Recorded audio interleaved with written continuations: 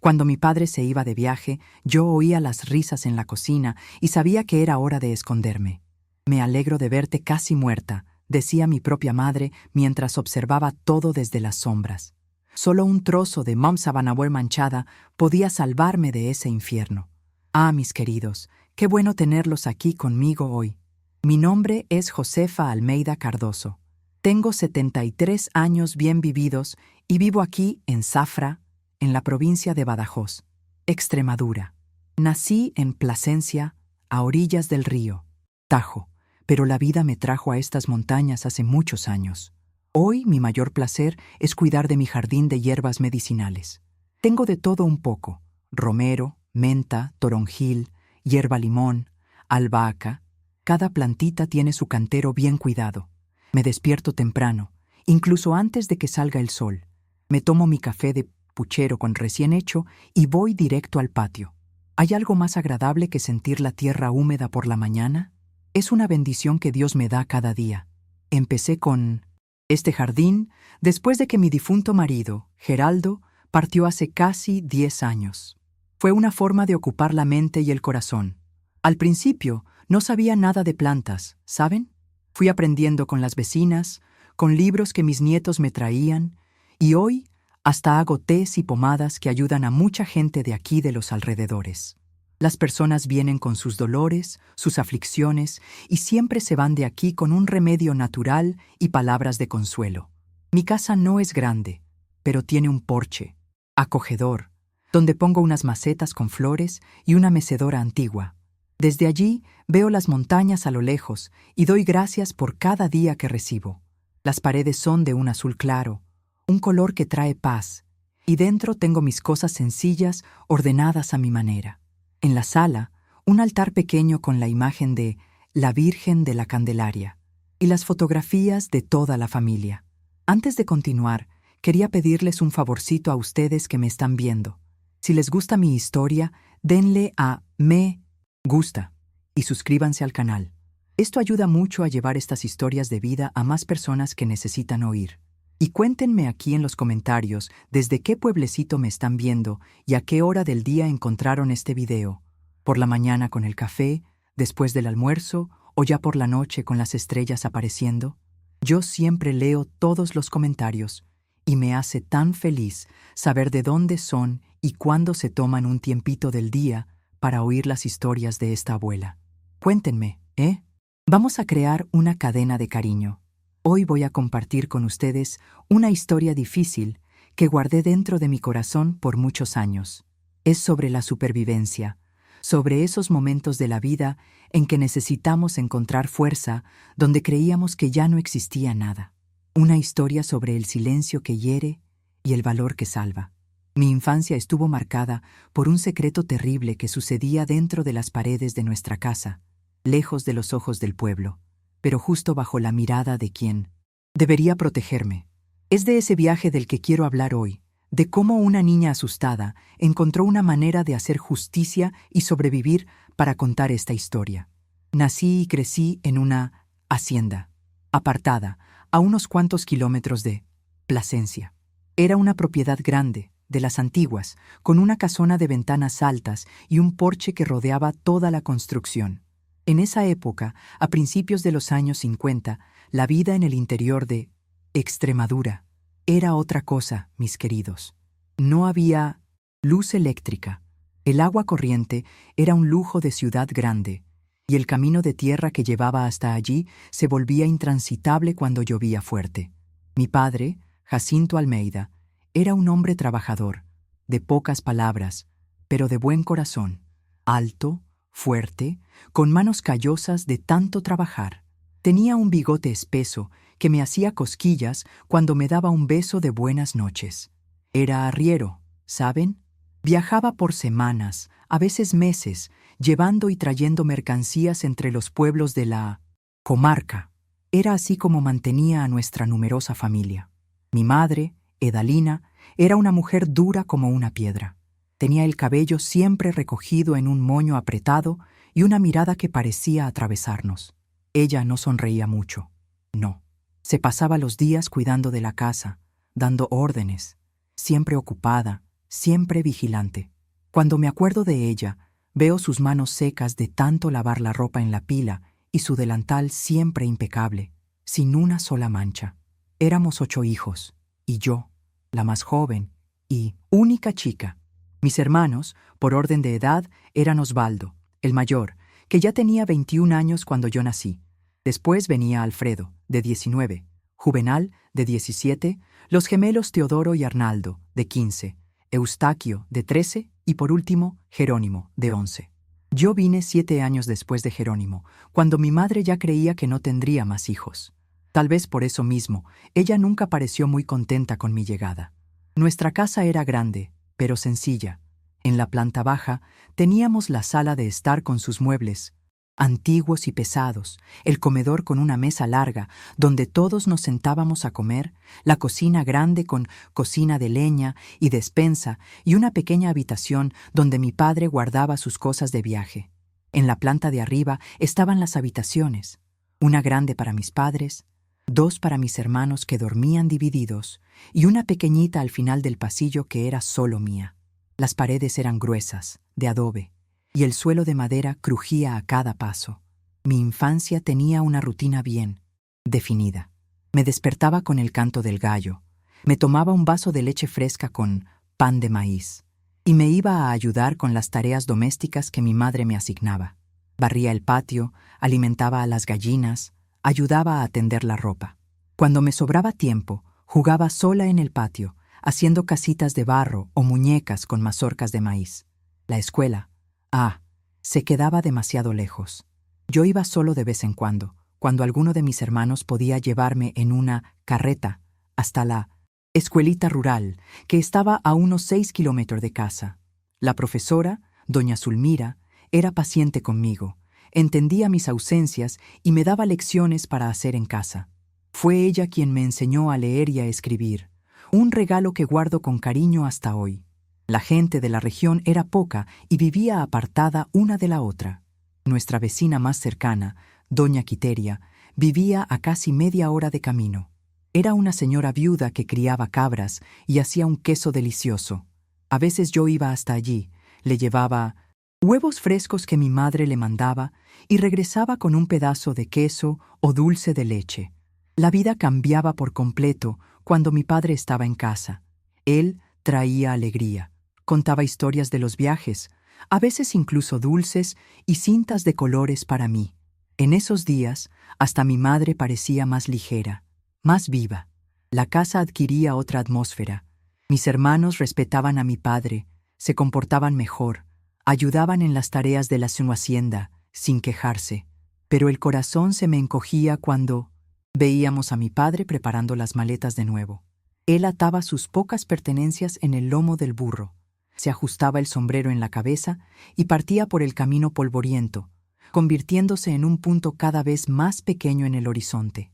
Y entonces, un silencio pesado caía sobre nuestra casa, como una sombra que lo devora todo. Fue alrededor de mis 6 años que comencé a darme cuenta de algo extraño. Siempre que mi padre partía en uno de sus viajes largos, mis hermanos se comportaban de forma diferente. Observaba sus miradas, la forma en que cuchicheaban entre ellos, las risitas que yo no entendía cuando mi madre los reunía en la cocina después de la cena. Yo era pequeña, pero ya sentía un escalofrío en el estómago, un miedo que no sabía explicar. Nuestra casa era demasiado grande, llena de rincones oscuros y puertas que crujían. Por la noche, acostada en mi camita, oía los ruidos de la madera vieja, el viento en las tejas y, a veces, pasos en el pasillo que me hacían tirar de la manta hasta cubrirme la cabeza. Pero lo que más me asustaba no eran los ruidos de la casa antigua, eran los silencios que venían después. Recuerdo una vez, tenía unos 7 años, yo estaba jugando en el patio con una muñeca de trapo que doña Quiteria me había hecho. Vi a mi hermano Osvaldo mirándome de una forma diferente, desde la puerta de la cocina. Llamó a los otros y pronto estaban todos allí observándome como si yo fuera un animalito curioso. Mi madre apareció detrás de ellos y dijo algo que no entendí, pero que hizo que todos volvieran a entrar. Esa noche cerré la puerta de mi habitación por primera vez. La pobreza era grande, pero no pasábamos hambre. Teníamos el huerto, las gallinas, algunas cabezas de ganado. El dinero que mi padre traía de los viajes era poco, pero alcanzaba para lo esencial. Lo que realmente faltaba era cariño, ¿saben? Ese abrazo de madre, esa palabra de consuelo.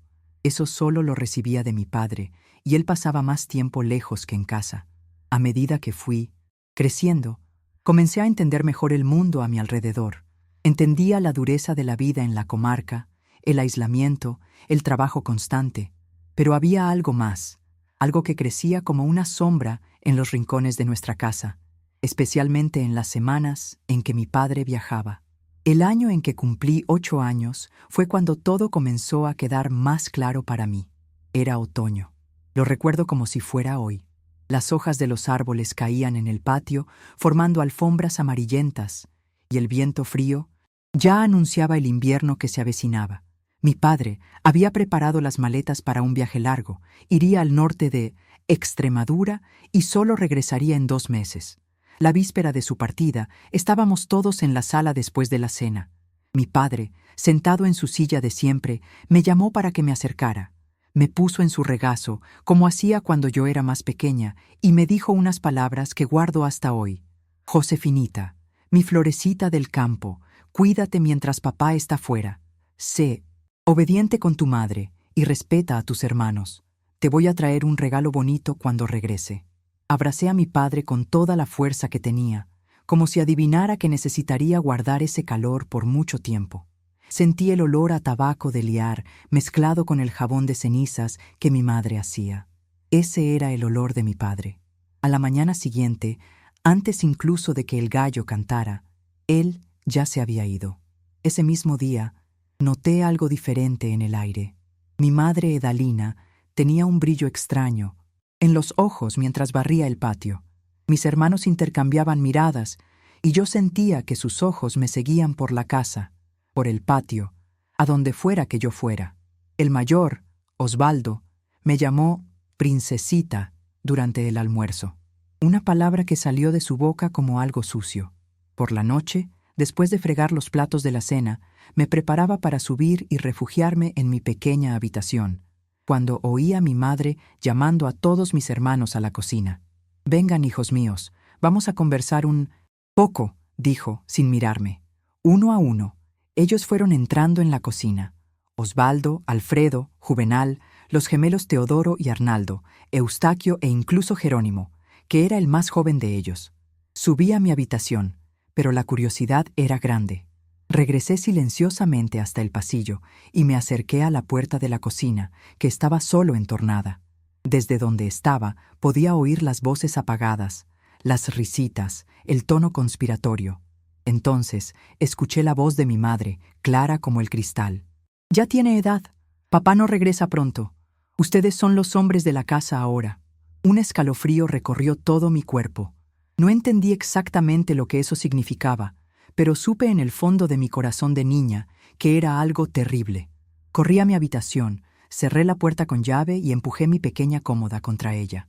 Esa noche dormí vestida, acurrucada debajo de la cama, abrazada a la muñeca de trapo, que era mi única amiga.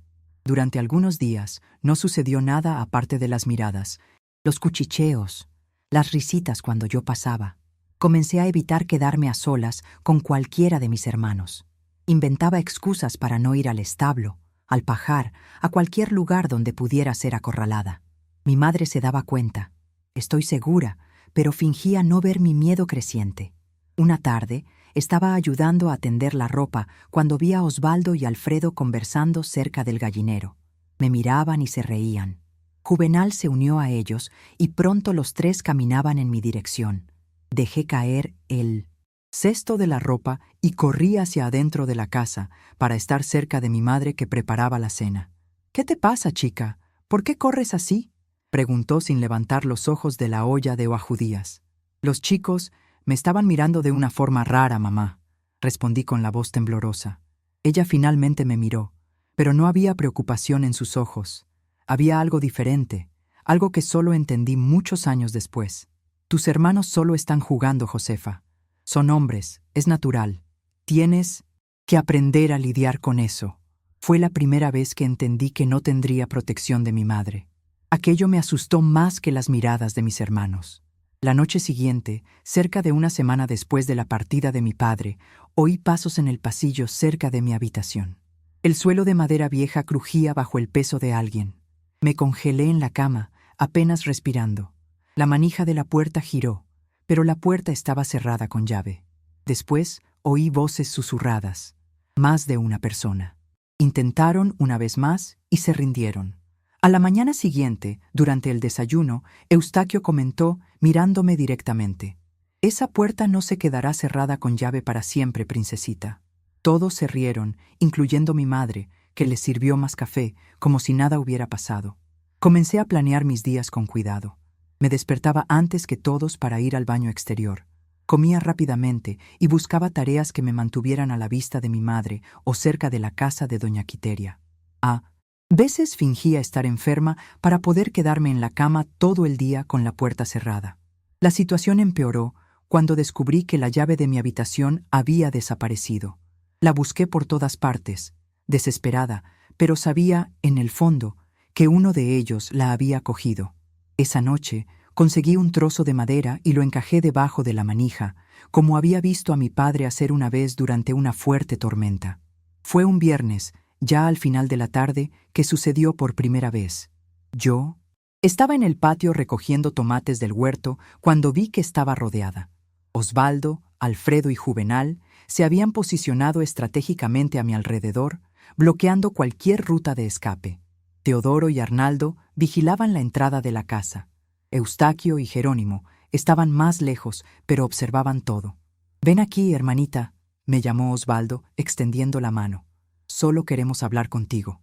Miré a mi alrededor, desesperada, y vi a mi madre en la ventana de la cocina. Nuestras miradas se encontraron por un momento. Yo le rogué en silencio que me ayudara, pero ella simplemente cerró la cortina y desapareció. «¡No! ¡Déjenme en paz!», grité, tirándoles tomates y corriendo hacia el único lugar que parecía seguro en ese momento, el corral vacío donde podría esconderme entre las pacas de heno. Ellos me siguieron, llamando mi nombre, convirtiendo aquello en una cacería macabra. Logré meterme en un espacio pequeño entre las pacas, donde ellos no podían alcanzarme fácilmente. Me quedé allí, temblando hasta que oscureció por completo. Solo entonces, cuando la casa ya estaba en silencio, me aventuré a salir y corrí a mi habitación. En los días siguientes, la tensión no hizo más que aumentar. La casa, que ya era un lugar frío, se convirtió en una prisión, un campo minado, donde cada rincón podía esconder una amenaza. Mis hermanos no se rindieron. Al contrario, el juego de aterrorizarme parecía divertirlos cada vez más. Una noche, me desperté con el ruido de mi puerta abriéndose. Mi improvisación con el trozo de madera no había funcionado. Intenté gritar, pero una mano grande cubrió mi boca. Era Osvaldo. Detrás de él veía las siluetas de los otros, y en el pasillo oscuro la figura de mi madre observando, sin hacer nada para impedirlo. «Princesita», susurró Osvaldo, «llegó la hora de que aprendas lo que sucede cuando papá no está en casa». ¿Qué sucedió después? Bueno, hay cosas que, incluso después de tantos años, mi boca se niega a contar, pero mi cuerpo lo recuerda. Mi alma lo recuerda, recuerda la oscuridad, los sonidos ahogados, el dolor, el miedo paralizante y luego el silencio. Lo peor fue después, cuando todos se fueron, excepto mi madre. Ella entró en la habitación, encendió el candil y me miró de arriba abajo. Sus ojos no mostraban compasión, mostraban satisfacción. Ella examinó mi cuerpo herido, las sábanas rasgadas, las marcas que yo intentaba esconder. Fue entonces que dijo esas palabras que se quedaron grabadas en mí como el hierro en carne viva. «Me alegro de verte sangrar. Muestra que son fuertes, hombres de verdad, como su padre». En ese momento entendí que no era solo mis hermanos contra mí, era mi propia madre también. La persona que debería protegerme estaba orgullosa de lo que me habían hecho. Después de esa primera noche, algo dentro de mí se rompió. Me convertí en una sombra en mi propia casa, intentando ser invisible, buscando esconderme en los rincones, evitando cualquier contacto, pero no servía de nada. En una casa aislada, como la nuestra, no había a dónde huir. No había quien pudiera socorrerme. Las semanas se arrastraban, cada día parecía una eternidad. Aprendí a reconocer las señales, las miradas intercambiadas entre ellos durante la cena, la forma en que mi madre los llamaba a la cocina después y cerraba la puerta. Y entonces yo sabía que esa noche vendrían. No importaba dónde me escondiera, en el desván polvoriento, en el sótano húmedo, detrás de las pacas de heno en el corral, siempre me encontraban.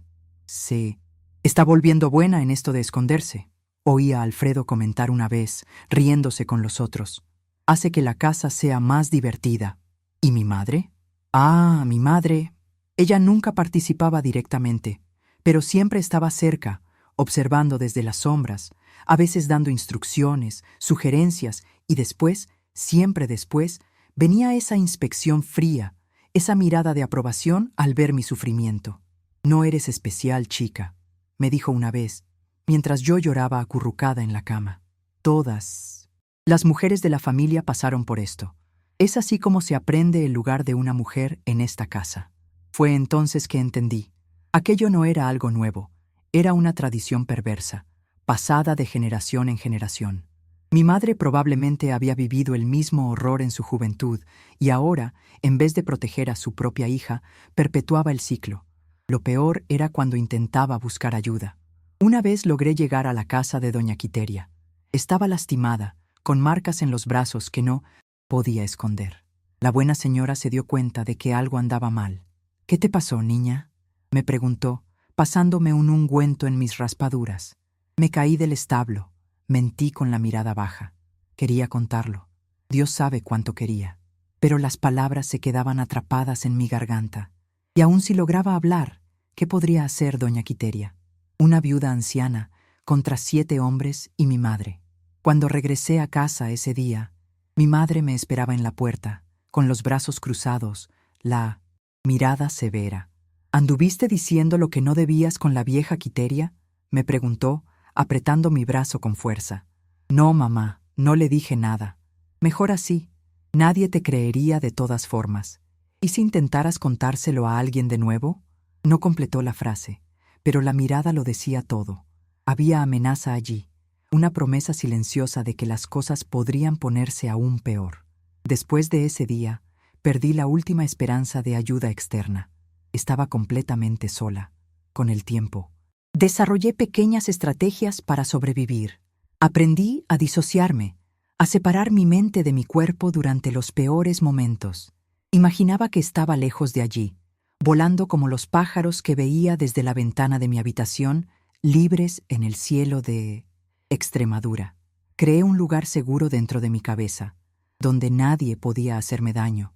También descubrí pequeños escondites en una hacienda, un agujero en la pared del establo cubierto por tablas sueltas, el espacio entre el tejado y el techo del desván, la antigua cisterna seca en la parte de atrás de la propiedad, lugares donde podía esconderme por unas horas, donde podía llorar sin ser oída. Comencé a guardar comida, trozos de pan, frutas secas, cualquier cosa que no se echara a perder rápido. Lo escondía en mis refugios para los días en que no lograba enfrentar la mesa de la cena, las miradas, las risitas, la asfixiante presencia de ellos. Mi salud comenzó a deteriorarse. Adelgacé tanto que mis costillas se veían bajo la piel. Mi cabello, antes fuerte y brillante, comenzó a caerse a puñados.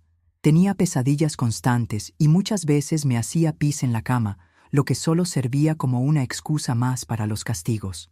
La escuela se convirtió en un refugio temporal en los días en que lograba ir. Doña Zulmira notó el cambio en mí. Yo, que antes era una niña curiosa y habladora, ahora apenas abría la boca, me sentaba al fondo de la clase y me encogía cuando alguien se acercaba.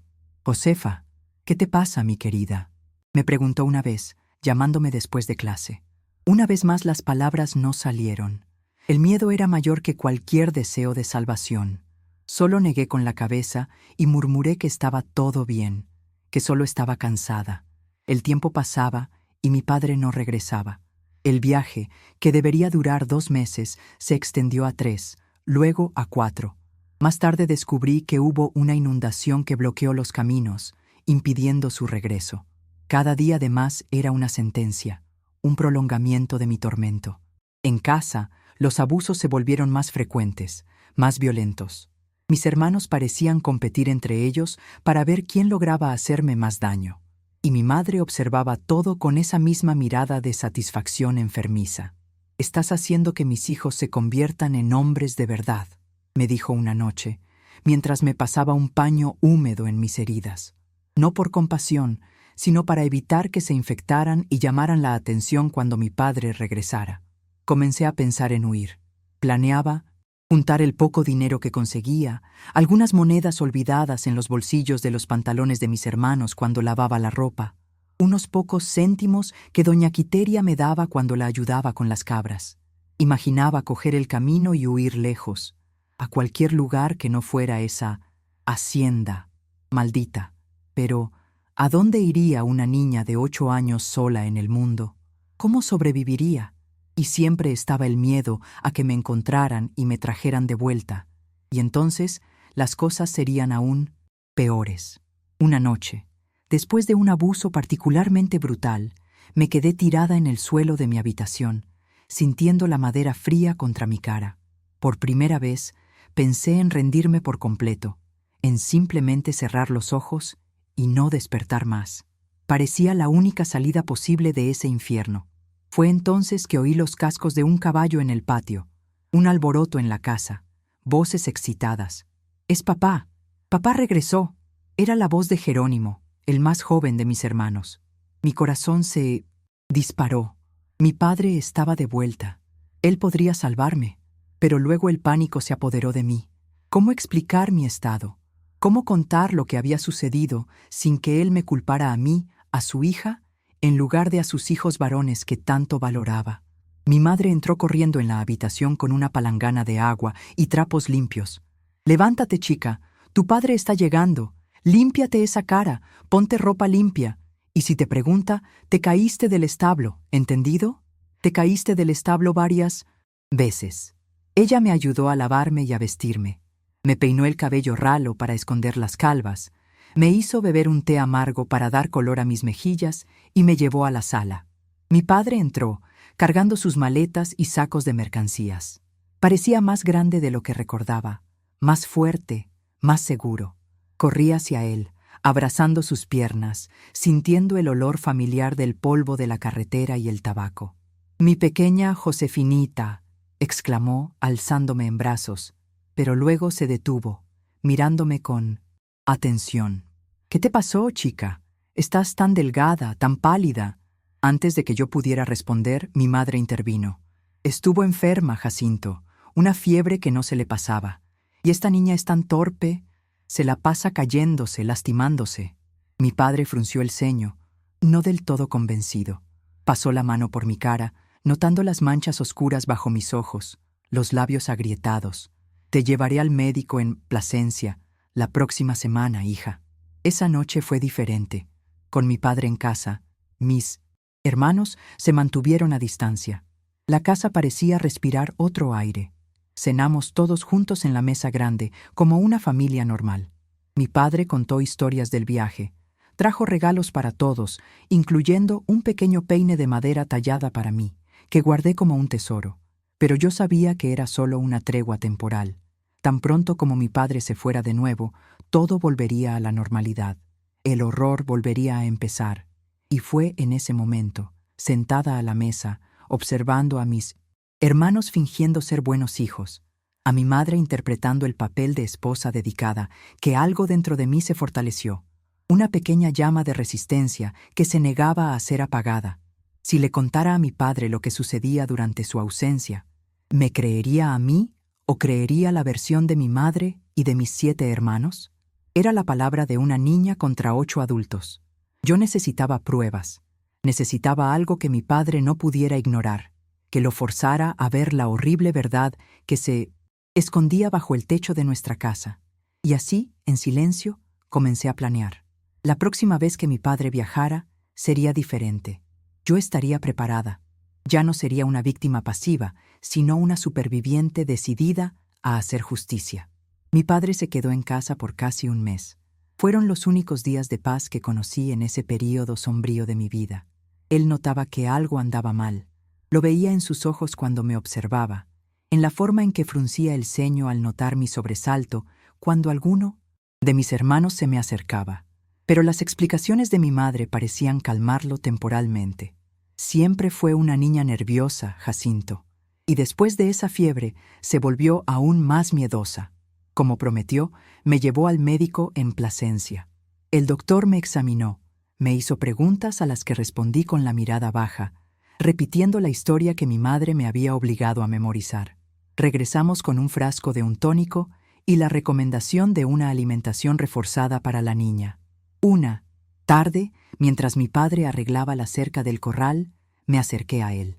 Quería tanto contarlo, quería tirarme en sus brazos y dejar que las palabras salieran todas a la vez. Pero el miedo era mayor. ¿Y si no me creía? ¿Y si se enfadaba conmigo? Peor aún. ¿Y si me creía?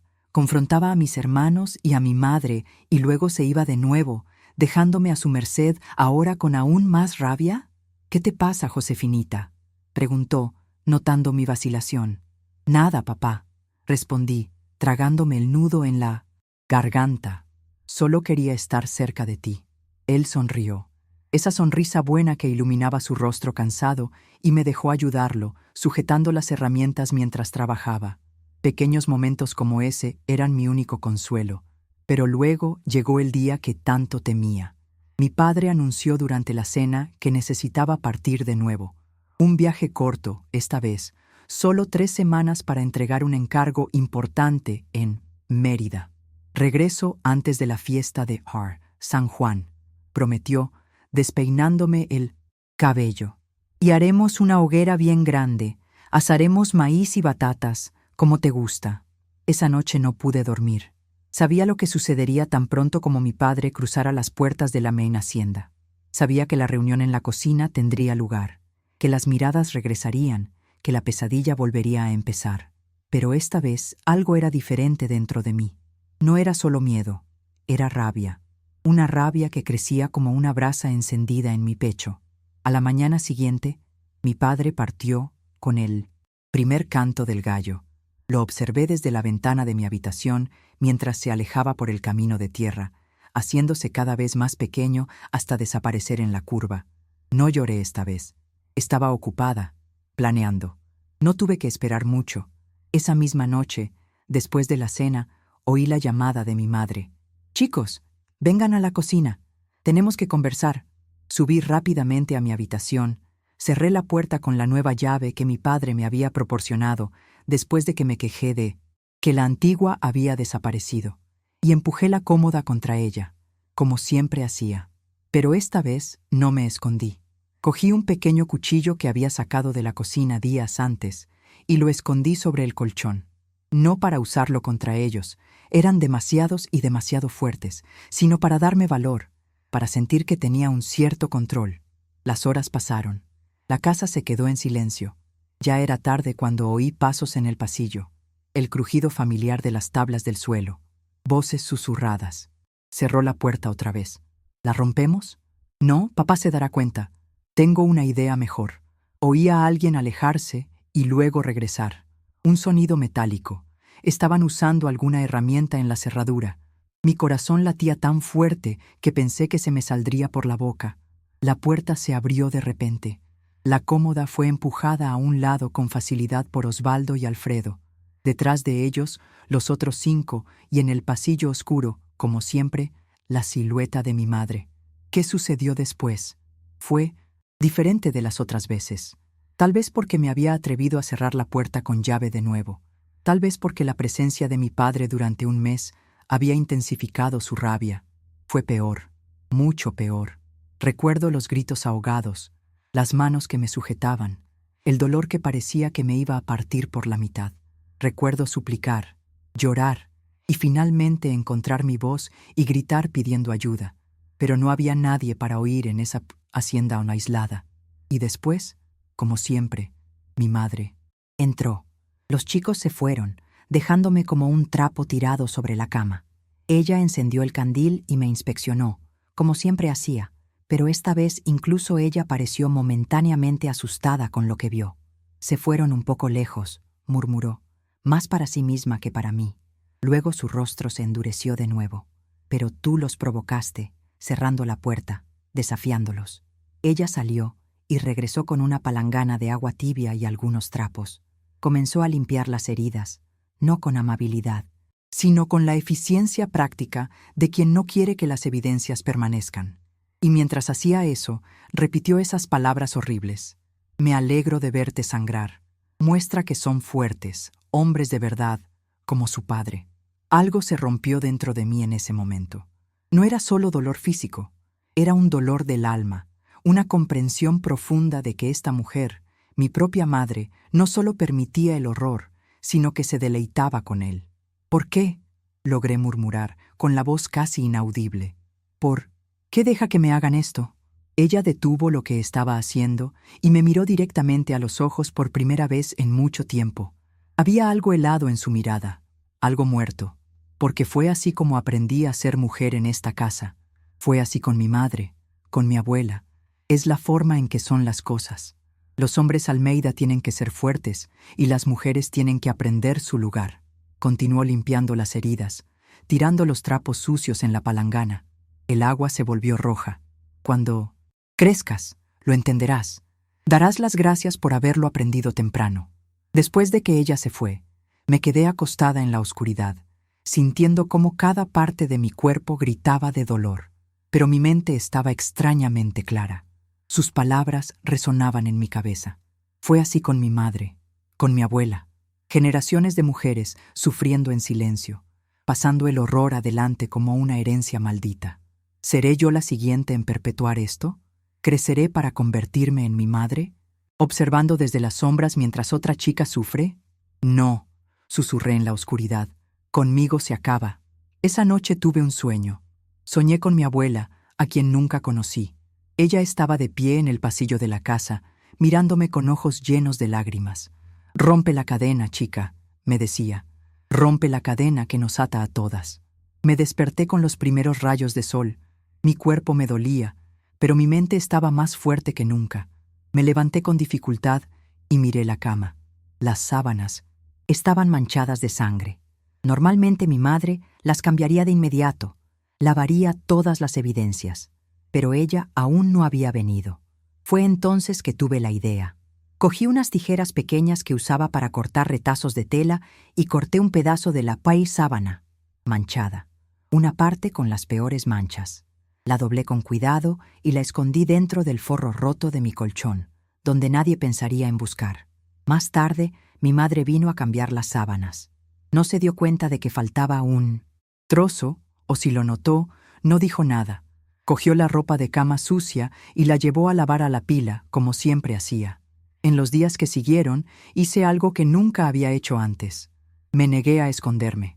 En cambio, dejé que vieran las marcas.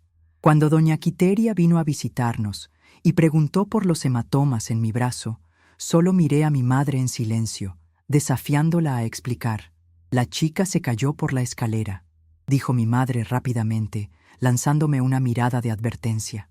Parece que se cae mucho, observó doña Quiteria con un tono de sospecha en la voz. No dije nada, pero mantuve los ojos fijos en los de doña Quiteria, intentando comunicar sin palabras lo que no podía decir en voz alta. Mi nueva actitud enfureció a mis hermanos. Estaban acostumbrados a verme escondida, asustada, sumisa. Mi pequeña rebeldía silenciosa era un desafío.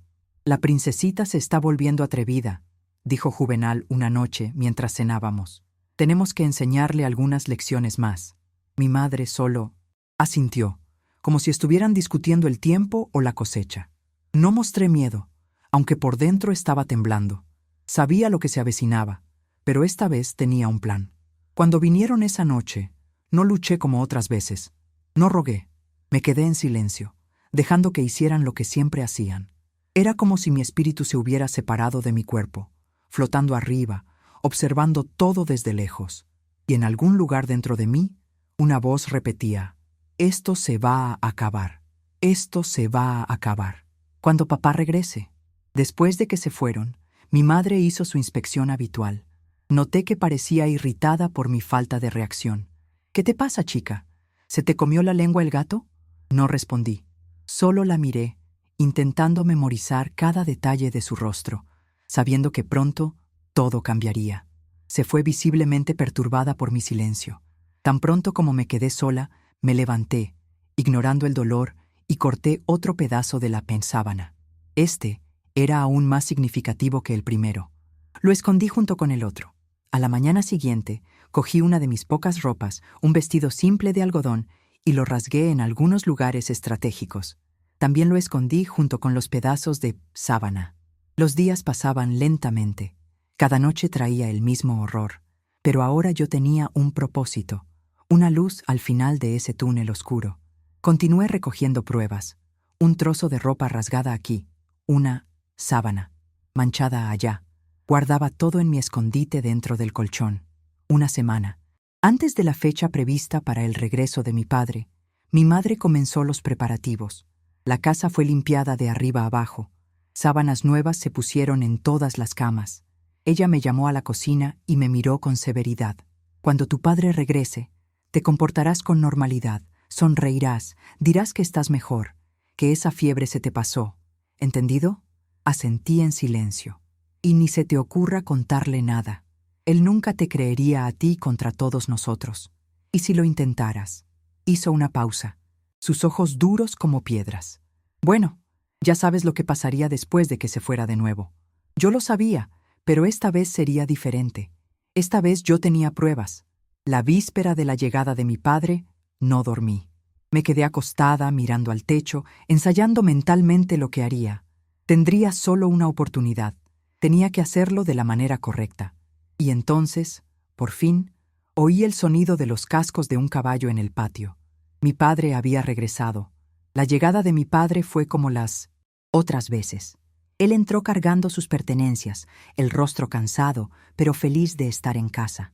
Mis hermanos lo recibieron con palmadas en la espalda, preguntas sobre el viaje, ofreciéndose a ayudar a descargar las mercancías que traía. Mi madre estaba en la puerta, sonriendo esa sonrisa que solo aparecía cuando él estaba presente. Yo esperé en el umbral de la cocina, observando la escena. Mi padre me vio y abrió los brazos. «Josefinita, ven aquí, mi florecita». Corrí a él, como siempre hacía, pero esta vez había un peso dentro de mí, el conocimiento de lo que estaba a punto de hacer. Él me alzó en el aire y me dio una vuelta. Luego me puso en el suelo y examinó mi rostro. «Pareces mejor, gracias a Dios. Ese color te ha vuelto a las mejillas». Mi madre se apresuró a confirmarlo. «Sí, ha mejorado bastante, Jacinto. El tónico que el doctor le recetó hizo maravillas. El tónico que ella nunca me dio, que se quedó guardado en el armario de la cocina, escondido. El resto del día transcurrió con normalidad. Cenamos todos juntos. Mi padre contó historias del viaje, trajo regalos para todos, incluyendo un pequeño peine de madera tallada para mí, que guardé como un tesoro. Habló sobre la fiesta de San Juan, que se celebraría en pocos días. Prometió que haríamos una hoguera grande. «Y voy a ir al pueblo a comprar algunos fuegos artificiales y petardos para ustedes, chicos», dijo, arrancando sonrisas de mis hermanos. Los observé, sentados a la mesa, interpretando el papel de hijos ejemplares. Osvaldo, Alfredo, Juvenal, Teodoro, Arnaldo, Eustaquio, Jerónimo. Cada uno de ellos sonreía y conversaba como si no hubieran hecho lo que hicieron, como si no fueran monstruos. Esa noche esperé. Sabía que necesitaría un momento a solas con mi padre, lejos de los ojos vigilantes de mi madre. Me acosté en la cama, pero no dormí, atenta a cualquier sonido. De madrugada, oí a mi padre levantarse. Solía despertarse temprano, antes que todos, para tomar café y revisar las cosas en 1900. La hacienda. Era mi oportunidad. Me levanté en silencio, cogí los trozos de sábana y ropa que tenía escondidos y los puse dentro de mi camisón. Abrí la puerta de la habitación sin hacer ruido y bajé las escaleras, evitando los escalones que crujían. Mi padre estaba en la cocina solo, bebiendo café. Me detuve en la puerta, de repente insegura. ¿Y si no me creía? ¿Y si se enfadaba? Él me vio y sonrió sorprendido. «Josefinita, te has levantado temprano hoy, hija. ¿Quieres un poco de café? ¿Con leche?» Entré en la cocina, mi corazón latiendo tan fuerte que creí que él podría oírlo. Me senté a la mesa frente a él. Papá, comencé, la voz casi un susurro. Necesito enseñarte una cosa. Algo en mi tono debió alertar a mi padre. Él puso la taza en la mesa y me miró con atención. ¿Qué es, hija? Mis manos temblaban cuando saqué los trozos de sábana y ropa de mi camisón. Los puse sobre la mesa, justo delante de él. Mi padre miró los trapos manchados sin entender al principio. Luego, lentamente, la comprensión comenzó a surgir en su rostro. ¿Qué es esto, Josefinita?, preguntó, la voz cambiando de tono, volviéndose más grave. Son de mis sábanas, papá, respondí, reuniendo todo el valor que tenía. Y este pedazo es de mi vestido.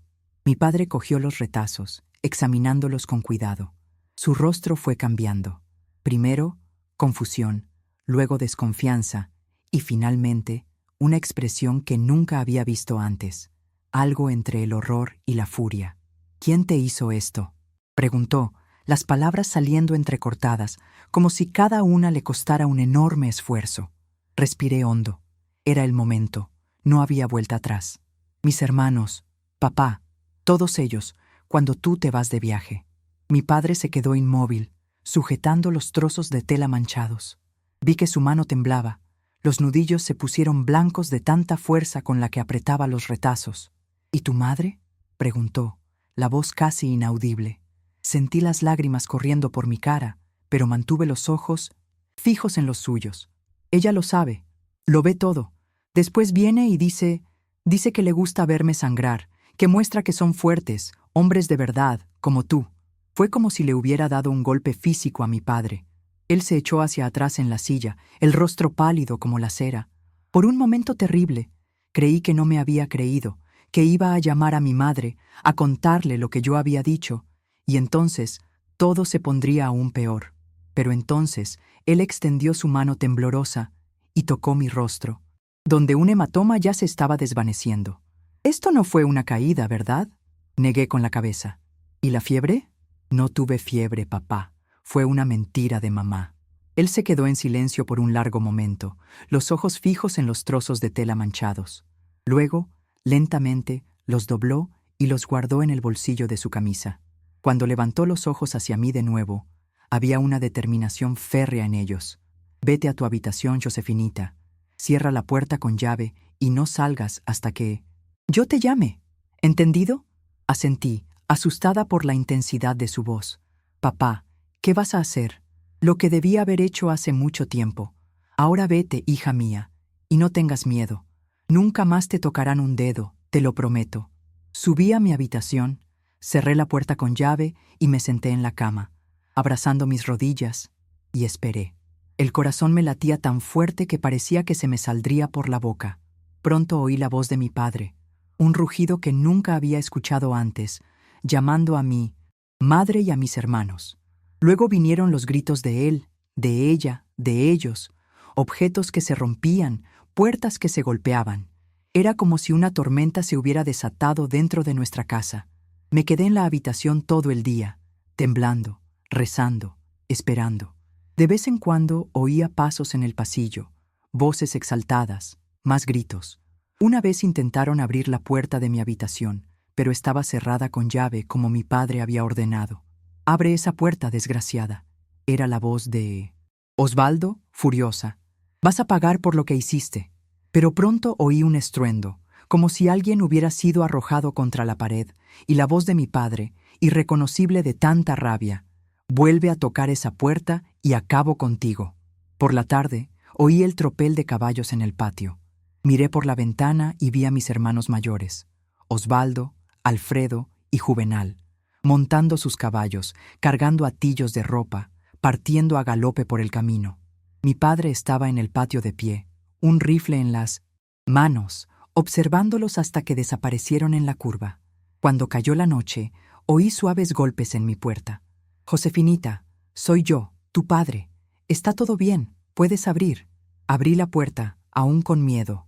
Mi padre estaba parado en el pasillo, el rostro envejecido 10 años en un día. Tenía los ojos rojos, la ropa desalineada, un corte en la frente. Ven, hija, quiero hablar contigo. Me llevó a la sala, donde nos sentamos en el viejo sofá de paja. La casa estaba silenciosa, como nunca lo había estado antes. ¿Dónde están todos?, pregunté. Tus hermanos mayores, Osvaldo, Alfredo y Juvenal, se han ido. Les ordené que se marcharan de mi vista y que nunca más volvieran. Los otros están encerrados en sus habitaciones por ahora. ¿Y tu madre? Él hizo una pausa, pasándose la mano por el rostro cansado. Tu madre está en el establo. La voy a llevar al pueblo mañana. ¿Al pueblo? Sí. Hay un lugar allí, un hospital para personas que no están bien de la cabeza. Nos quedamos en 1900 en silencio por un momento, absorbiendo la inmensidad de lo que había sucedido. Luego, mi padre cogió mis manos entre las suyas, grandes y callosas. Josefinita, ¿por qué no me contaste antes? En todos esos viajes, en todos esos años, bajé la mirada, sintiendo el peso de la culpa, que no era mía, pero que cargaba de todas formas. Tenía miedo, papá, miedo de que no me creyeras, miedo de lo que ellos harían cuando te fueras de nuevo. Él apretó mis manos, y cuando levanté la vista, vi que lloraba. Mi padre, ese hombre fuerte que nunca había visto derramar una lágrima, lloraba como un niño. Nunca más te voy a dejar sola, hija mía, nunca más. En los días que siguieron, nuestra casa pasó por una transformación. Mi madre fue llevada al hospital en Plasencia. Como mi padre había dicho, los gemelos, Teodoro y Arnaldo, fueron enviados a trabajar en una hacienda lejana de un primo de mi padre en Mérida. Eustaquio y Jerónimo, los más jóvenes, se quedaron, pero bajo una constante vigilancia. Mi padre contrató a doña Quiteria para que viniera todos los días a cuidar de la casa y de mí cuando él necesitara salir. Nunca más me quedé sola con mis hermanos. Poco a poco, comencé a recuperarme.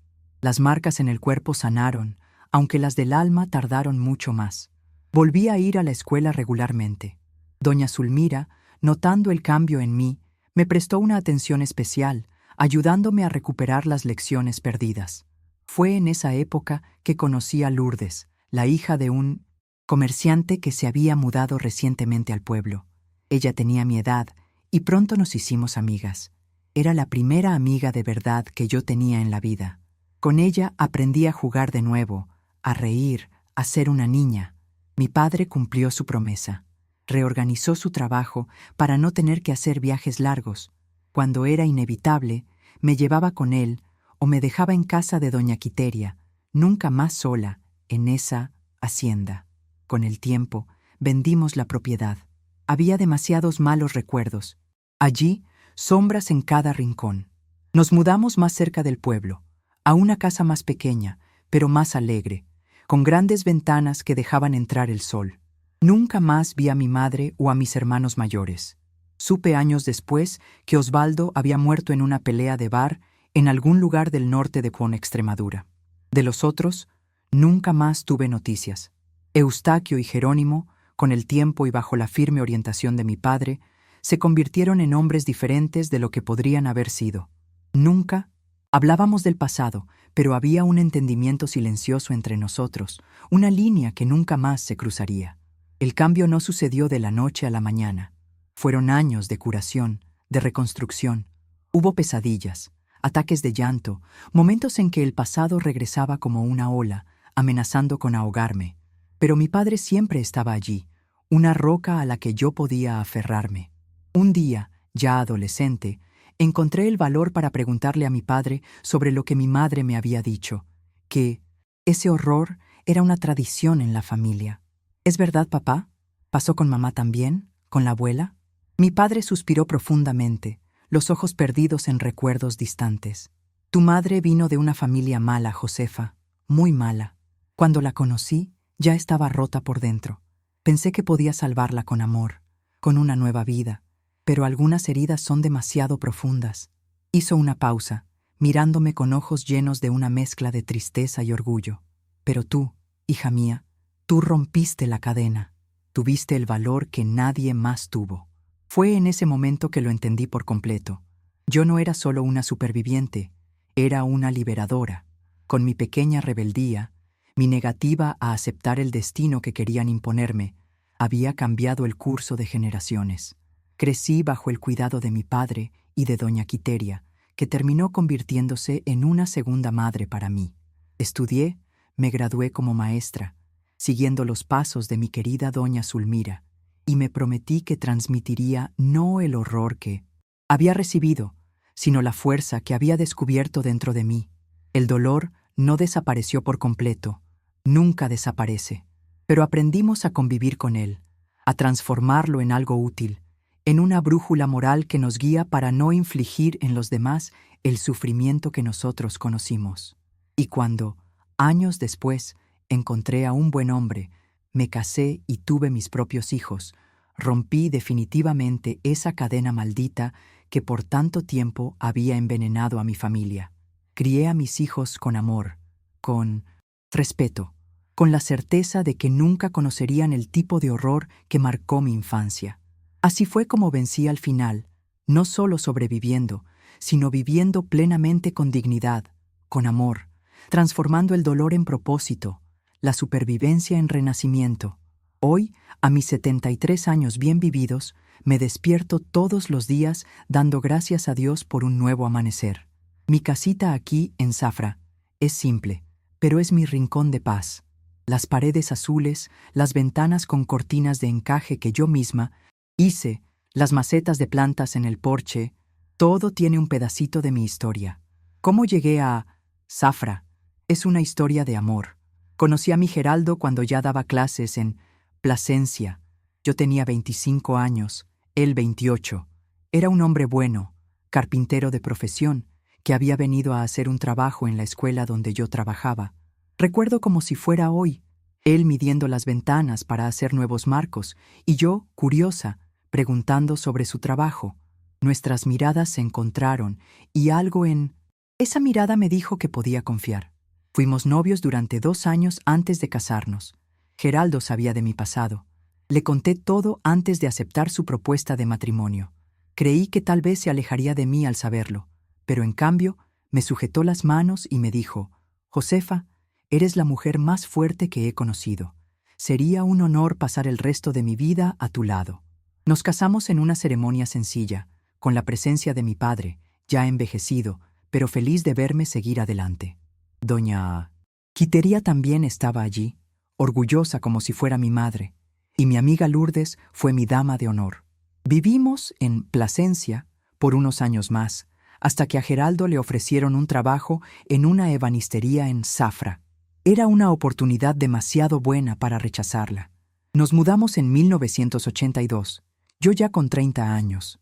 Fue difícil dejar a mi padre, pero él entendió que era lo mejor para nosotros. Nos visitaba siempre que podía, hasta que el buen Dios se lo llevó en 1990. En Zafra, seguí dando clases, ahora en una escuela municipal. Geraldo prosperó en la ebanistería, llegando a abrir su propio negocio unos años después.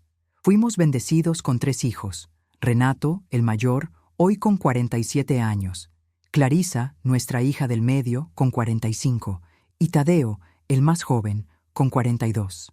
Crié a mis hijos con mucho amor y atención, siempre vigilando para que nunca sufrieran lo que yo sufrí, pero también teniendo cuidado de no asfixiarlos con una protección excesiva. Fue un equilibrio delicado, y muchas noches las pasé despierta, preocupada por si estaba haciendo lo correcto. Geraldo fue un padre maravilloso, presente, cariñoso, firme cuando era necesario, pero siempre amable. Nuestros hijos crecieron sabiendo el valor del respeto, del trabajo honesto, de la bondad. Nunca supieron en detalle lo que sucedió en mi infancia. No quise mancharlos con ese horror, pero entendían que había dolores en mi pasado que a veces aún me visitaban en las pesadillas. La vida en Zafra fue buena para nosotros. La ciudad, con sus calles de piedra, sus iglesias antiguas, su aire de historia viva, se convirtió en nuestro verdadero hogar. Hicimos amigos, nos involucramos en la comunidad. Yo participaba en el grupo de oración de la iglesia y en el club de lectura. Geraldo tocaba la guitarra en las fiestas del pueblo y ayudaba a reformar las casas históricas. Nuestros hijos crecieron, estudiaron, siguieron sus caminos. Renato se hizo ingeniero. Vive en Cádiz con su esposa y sus 2 hijos. Clarisa es médica, trabaja en un hospital en Mérida. Y Tadeo siguió los pasos de su padre, asumiendo la ebanistería cuando Geraldo comenzó a sentir el peso de la edad. Los años fueron pasando y vimos a nuestra familia crecer con la llegada de los nietos. 5 en total, cada uno una bendición diferente. Siempre que vienen a visitarme, lleno la casa de tortas de bellota. Recién hechas, les cuento historias, les enseño las recetas antiguas que aprendí de doña Quiteria. Cuando Geraldo enfermó hace 10 años, lo cuidé en casa hasta el final. Fue difícil, pero también fue un privilegio poder devolverle todo el amor y el apoyo que él me dio a lo largo de nuestra vida juntos. En sus últimos días, él me sujetaba la mano y me decía: «Josefa, fuiste lo mejor que me ha pasado en la vida». Después de que él se fue, pensé que el mundo se había acabado para mí. Los primeros meses fueron nebulosos, días en que apenas podía levantarme de la cama. Fue Tadeo quien me ayudó a reencontrar un propósito. Venía todos los días, me sacaba de casa, me llevaba a dar pequeños paseos por la ciudad. «Mamá, todavía le queda mucho por vivir», me decía. A papá no le gustaría verla así. Y tenía razón. Poco a poco, fui volviendo a la vida. Comencé a cuidar de mi jardín de hierbas medicinales, algo que siempre me interesó. Estudié sobre las propiedades de las plantas, experimenté con combinaciones, preparé tés y pomadas. Lo que comenzó como una terapia para mí, terminó convirtiéndose en una pequeña fuente de alegría y de ingresos también, cuando las vecinas comenzaron a buscar mis remedios caseros. Hoy mi rutina es tranquila y gratificante. Me despierto con el sol, hago mi oración matinal, tomo mi café mientras miro las montañas por la ventana de la cocina. Luego voy al jardín, donde paso gran parte de la mañana, cuidando de mis plantas, recogiendo lo que está listo, preparando mis mezclas. Por la tarde recibo visitas. Vecinas que vienen a buscar algún remedio para el dolor de las articulaciones o para el insomnio, amigas del grupo de oración que vienen a tomar un café y a ponerse al día. A veces alguna madre joven con dudas sobre cómo cuidar a un bebé con cólicos o fiebre. Tadeo pasa por aquí casi todos los días para ver si necesito algo. Mis otros hijos me llaman regularmente y al menos una vez al mes todos se reúnen aquí para un almuerzo de domingo, llenando la casa de voces, de risas, de vida. Los fines de semana me gusta sentarme en mi mecedora en el porche y observar el movimiento de la calle. Los niños jugando, los vecinos pasando y saludando, la vida siguiendo su curso. A veces cojo un libro. Desarrollé el gusto por la lectura ya de adulta, y hoy es uno de mis mayores placeres. No tengo lujos, ni los necesito. Mi jubilación como maestra es modesta, pero suficiente para mis necesidades. Lo que vendo de mis hierbas y remedios caseros me da un dinerillo extra para pequeñas extravagancias. Un regalo para un nieto, un libro nuevo, una visita al mercado para comprar esa mermelada especial que solo encuentro allí. Tengo mis dificultades de salud, claro, la presión alta que necesito controlar, la artritis que hace que me duelan las manos en los días fríos, los dolores de espalda que me recuerdan todos los años vividos. Pero nada de eso disminuye mi gratitud por estar aquí, por haber llegado hasta aquí. A veces, cuando estoy a solas, los pensamientos vuelven a esa hacienda, a esos días oscuros. No puedo decir que los haya olvidado. Algunas cosas nunca se borran por completo, pero no dejo que esos recuerdos me definan o controlen mi vida. Solo son una parte de mi historia, no su totalidad. Aprendí con el tiempo a transformar ese dolor en compasión. Cuando veo a alguien sufriendo, especialmente a un niño o una mujer, lo siento en el fondo del alma. Hago lo que puedo para ayudar, aunque sea con una palabra amable, un té calmante, una oración sincera. Lo que más me enorgullece, mirando hacia atrás, es haber roto esa cadena perversa. Mis hijos crecieron en un hogar de amor y respeto. Mis nietos nunca conocerán el tipo de horror que marcó mi infancia. La cadena fue rota, como mi abuela me pidió en ese sueño hace tantos años. Y así sigo día tras día, agradecida por cada amanecer, por cada pequeña alegría, por cada momento con mi familia. La vida, con todas sus dificultades, es un regalo precioso. Y yo, Josefa Almeida Cardoso, a mis 73 años, aquí en mi casita en Zafra, puedo decir que aprendí a vivirla en plenitud. Mis queridos que me acompañaron hasta aquí, Abrí mi corazón para compartir una historia que por tantos años guardé en silencio. No fue fácil revivir estas memorias, pero siento que valió la pena si mi experiencia puede ayudar, aunque sea a una sola persona. Si usted está pasando por situaciones de abuso, sepa que no está solo. El silencio es el mayor aliado de quien hiere, y la palabra, por más difícil que sea pronunciarla, es el primer paso para la liberación. Me llevó tiempo encontrar mi voz, reunir el valor para mostrarle a mi padre esos trozos de sábana manchados. Pero cuando finalmente lo hice, fue como si un mundo nuevo se abriera ante mí. Aprendí que la edad no define nuestra fuerza, sino nuestra capacidad para volver a empezar cada día. Cuando miro hacia atrás a esa niña asustada de 8 años que fui un día, siento una mezcla de tristeza y admiración. Tristeza por lo que ella sufrió, admiración por el valor que encontró dentro de sí. Mis arrugas son mapas de supervivencia. Cada una cuenta una historia de dolor superado. Cargo en mi cuerpo las marcas del tiempo y en mi alma las cicatrices de heridas antiguas. Pero estas cicatrices no me debilitan. Al contrario, son pruebas de que soy más fuerte que todo lo que intentó destruirme. La vida me enseñó que incluso en la oscuridad más profunda, nuestra luz interior nunca se apaga. En los momentos más negros de mi infancia, cuando parecía que no había salida, algo dentro de mí se negaba a rendirse, a aceptar ese destino como definitivo. Esa pequeña luz que todos tenemos es capaz de iluminar los caminos más oscuros. Nunca permití que mi dignidad fuera robada, incluso cuando intentaron quitarme todo. Ellos podían herir mi cuerpo, pero mi espíritu, mi esencia, eso nunca pudieron alcanzar. Y es esa dignidad intacta la que me permitió reconstruir mi vida sobre cimientos sólidos de amor y respeto. Descubrí que somos más fuertes de lo que imaginamos, especialmente cuando pensamos que no podemos más. Muchas veces pensé que no sobreviviría una noche más, un día más, pero sobreviví. Y usted también puede sobrevivir, puede superarlo, puede reconstruirse. El tiempo no cura todas las heridas, pero nos enseña a vivir con ellas y aún así sonreír. Incluso hoy, 70 años después, hay recuerdos que me hacen estremecerme, pero aprendí a no dejar que dominen mis días, a encontrar la alegría, incluso cargando esas cicatrices invisibles. Mi historia no es sobre lo que me hicieron, sino sobre cómo elegí responder. Pude haberme vuelto amargada, desconfiada, incapaz de amar.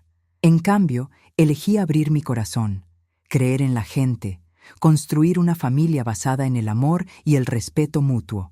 Esa fue mi mayor victoria. Aprendí que la verdadera fortaleza no está en nunca caer, sino en levantarse todas las veces. Y fueron muchas caídas a lo largo del camino, muchos momentos de desesperación, de duda. Pero cada vez que me levanté, me hice un poco más fuerte, un poco más sabia. El abuso deja cicatrices invisibles, pero la recuperación demuestra que podemos florecer incluso después de la tormenta, como las plantas de mi jardín, que a veces son azotadas por vendavales y lluvias fuertes, pero luego se levantan de nuevo, a menudo más fuertes que antes. La edad me dio la sabiduría para entender que nunca es tarde para volver a empezar. A los 30 años, cuando me mudé a Zafra, sentí que estaba iniciando un nuevo capítulo. A los 63, cuando perdí a mi Geraldo, pensé que mi vida había acabado, pero descubrí un nuevo propósito. Cada etapa trae sus desafíos, pero también sus oportunidades de renovación.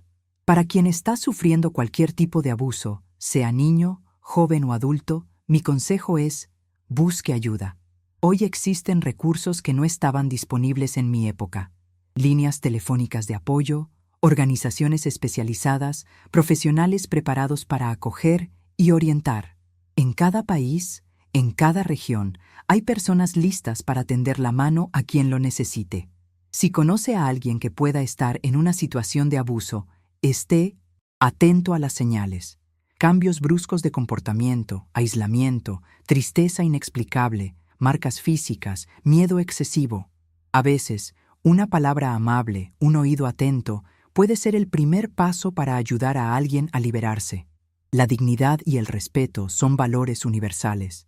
No importa dónde esté, cada uno de nosotros merece ser tratado con humanidad. con compasión. Y cada uno de nosotros tiene el poder de marcar la diferencia en la vida de alguien que está sufriendo. Mis queridos hijos hijas que me ven ahora, esta abuela tiene un pedido especial que hacerles. Si esta historia tocó su corazón, si de alguna forma les ayudó o les hizo reflexionar, por favor suscríbanse al canal y activen la campanita ahora mismo. Cada suscripción es como una mano tendida, una forma de decir que historias como la mía necesitan ser oídas, que el silencio necesita ser roto. Compartan este video de inmediato con las personas que aman y les importan. Este simple gesto puede ser la luz que alguien está esperando para encontrar valor, para saber que no está solo en su dolor. ¿Cuántos niños, cuántas mujeres, cuántos ancianos están sufriendo en este mismo momento, pensando que no hay salida? Compartir puede ser el primer paso para la liberación de alguien. Y dejen en los comentarios la palabra dignidad, para que yo sepa que vieron hasta el final, que oyeron mi historia completa y están conmigo en esta misión de romper las cadenas del abuso.